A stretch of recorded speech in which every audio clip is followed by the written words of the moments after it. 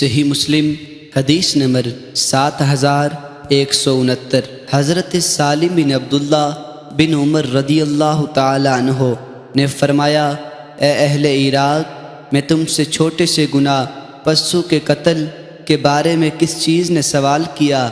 یعنی صحابہ کرام رضی اللہ تعالی عنہ عالی مقام اور بڑے بڑے تابعین کو شہید کرنے پر کس چیز نے تمہیں برانگیختہ کیا؟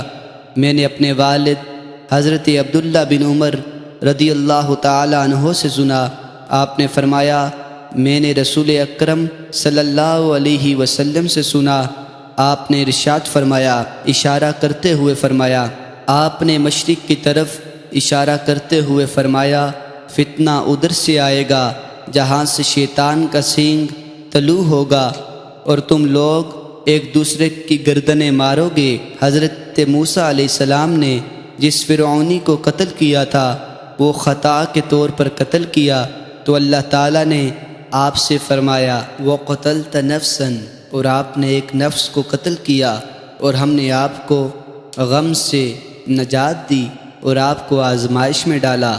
سورہ طٰ آیت 40، سورہ اعراف آیت 130۔ صحیح مسلم حدیث نمبر 7170۔ حضرت ابو ہریرہ رضی اللہ تعالی عنہ سے مروی ہے، فرماتے ہیں رسول اکرم صلی اللہ علیہ وسلم نے فرمایا، قیامت قائم نہیں ہوگی جب تک قبیلہ دوس کی عورتوں کے پچھلے حصے ذی الخلاصہ بت کے گرد حرکت نہ کریں، یعنی وہ اس کا طواف کریں گی تو ان کے چوتڑے حرکت کریں گے، اور یہ ایک بت تھا قبلہ دوس تبالہ، یعنی یمن میں ایک مقام میں اس کی پوجا کرتے تھے۔